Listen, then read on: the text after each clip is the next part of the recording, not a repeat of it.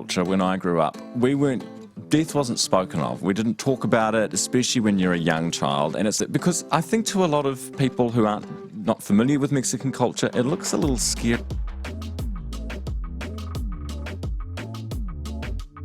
Hola, ¿qué tal amigos Latin Kiwis? ¿Cómo están? Les habla Ceci de este lado del planeta. Y el día de hoy estoy aquí transmitiendo desde este precioso árbol que tengo aquí en casa, donde por lo que yo sé es una especie de pohutucawa, que es un árbol muy tradicional aquí en Nueva Zelanda, muy nativo de estos lugares, que ustedes seguramente lo van a ver florecer con estas pues florecitas, no sé cómo llamarlo, porque son como pomponcitos rojos, que de hecho son muy tradicionales en esta época del año, es cuando más los van a ver florecer, por decir así, y de hecho los han adoptado casi como los árboles nativos de Navidad. Pero buscando un poco acerca de estos árboles también encontré una creencia maori que de hecho está muy relacionada con el tema de hoy, que tiene que ver con un guerrero maori que al querer vengar la muerte de su padre trata de subir al cielo, cae. Vemos que este color rojo representa su sangre. Bien, existe una leyenda donde se dice que los muertos, por ejemplo, al trascender al mundo, a su mundo ya de los muertos, así como el Day of the Dead, como el Día de los Muertos, pasaban por estos árboles, sobre todo en la parte de Cape Brenga, que es exactamente donde se cree que es como un lugar sagrado de los maoris, bajaban y trascendían hacia el inframundo. O sea que dije, wow, tiene muchísimo que ver y tiene incluso un poco la temática del Día de Muertos que tenemos por lo menos en México. Y como ustedes saben, la gente que me sigue, pues se dieron cuenta que la semana pasada pues estuvo bastante movida porque pues me invitaron a hablar del Día de los Muertos en televisión nacional. Y pues así como se los había comentado, evidentemente para mí fue una experiencia pues que ya había vivido hace unos 6 años en otra estación o en otra televisora, por decirlo así, pero donde en ese entonces ni mi inglés era tan bueno, bueno, tampoco es de que es bueno, sigo teniendo muchos errores, sigo en proceso de aprendizaje. And Day of the Dead is going to be a beautiful example of resisting to disappear. We have this mixture of Aztec beliefs or pre-Hispanic beliefs and the Catholic religion together. Y digamos que en esta ocasión pues fue diferente porque fui yo sola. Entonces esta invitación que se dio para ir a hablar del Día de los Muertos, la verdad es que fue una grandiosa oportunidad para poder transformar esas ideas que tiene la gente, que el Día de Muertos es como pues dark, es como medio raro, como que medio diabólico, como medio creepy, como medio pues feo, más que nada, así como que la gente a veces ve las calaveras y dicen, ay, qué feo, ¿por qué ustedes tienen que celebrar la muerte si es algo triste, si de cierta manera pues no es nada alegre, ¿no?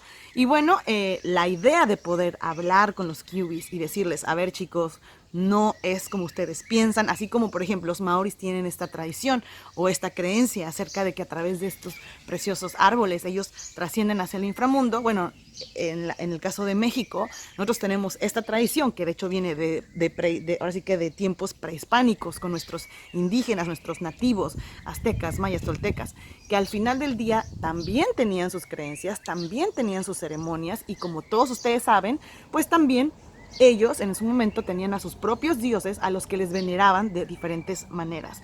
Obviamente con el catolicismo, con la conquista española, pues hubo un mix y ahora pues como lo puse en el artículo, si no lo has leído, ahí tengo todos los detalles del Día de Muertos para no cansarlos con este video que está aquí en Latidos Magazine. Ojalá lo puedas ir a visitar. Leas muy bien ese artículo que ahora está muy completo, donde les digo también que de hecho el Día de Muertos no era en noviembre y también hay varios detalles ahí que les van a sorprender, como lo de que esta Catrina, ¿cómo se llama? Este esqueleto que ustedes siempre ven en el Día de Muertos tampoco se creó para el Día de Muertos. Y bueno, para no hacer más este cuento largo, les quiero compartir mi experiencia en televisión nacional en Nueva Zelanda y debo de decirles que estaba muy nerviosa antes, después ya en el momento de action, así como ahorita yo, pues ya me desenvolví, y de cierta manera también es una muy buena ejercicio para que ustedes escuchen el acento kiwi. Ahí lo van a poder escuchar. Y a pesar de que estas personas son comunicadores y se expresan un poquito más claro, yo creo que ustedes se van a dar cuenta que el acento es muy distinto al que ustedes estaban esperando o al americano, que es al que nosotros estamos mucho más acostumbrados. Así que aquí les dejo la entrevista completa en inglés para que también vayan practicando ese idioma y un poquitito del antes de mi entrevista.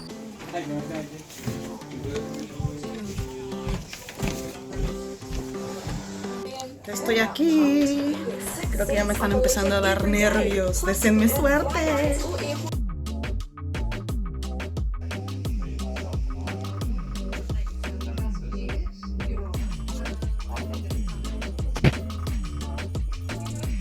But as a time to celebrate loved ones passed on. It all kicks off tomorrow. Joining us now to explain more is the Mexican artist Cecilia Mijangos.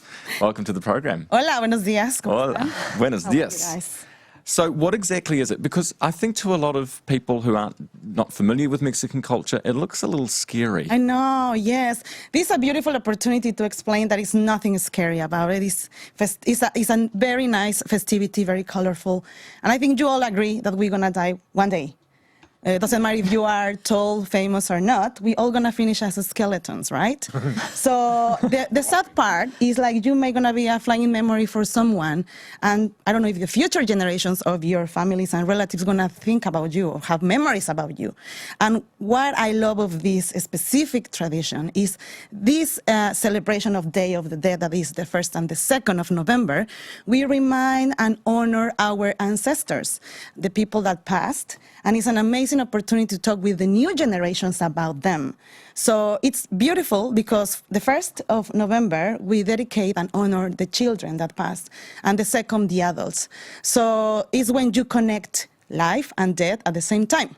And what we do, we just prepare special food for them, like their favorites, even the items from their hobbies in this life, we put on a beautiful altars with colors and flowers and candles, and we expect them to come that night to have the feast and celebrate again with us.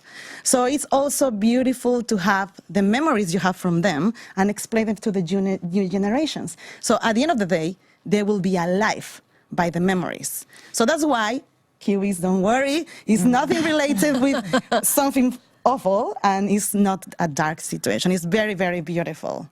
That is also, let me tell you, a pre-Hispanic tradition from our native people, from Aztecs, Mayas, Mixtecs, and Olmecs. They used to pray to different gods, the sun, the moon, and the Lady of Death, that she helped them to cross over to this land of death, where they were assigned to help the gods.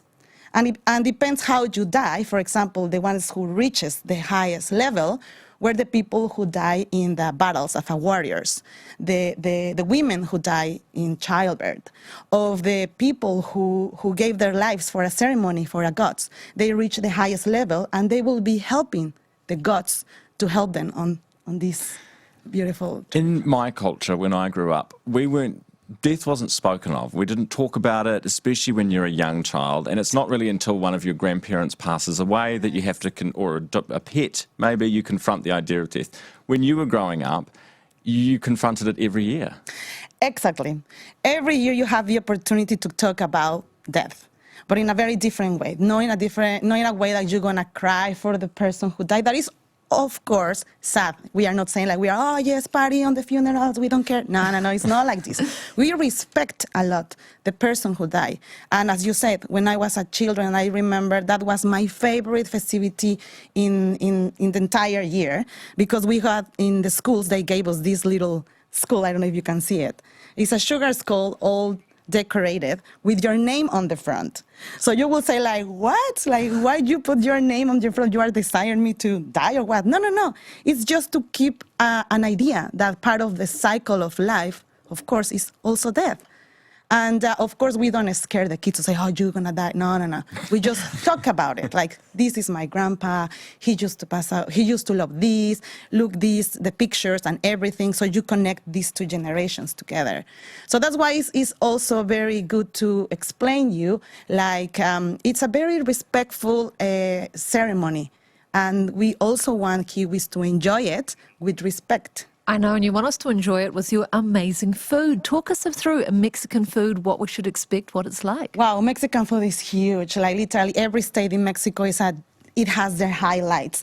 But today, with all the El Paso tortillas, we have an amazing and very easy dish called quesadillas. I don't know if you heard about quesadillas.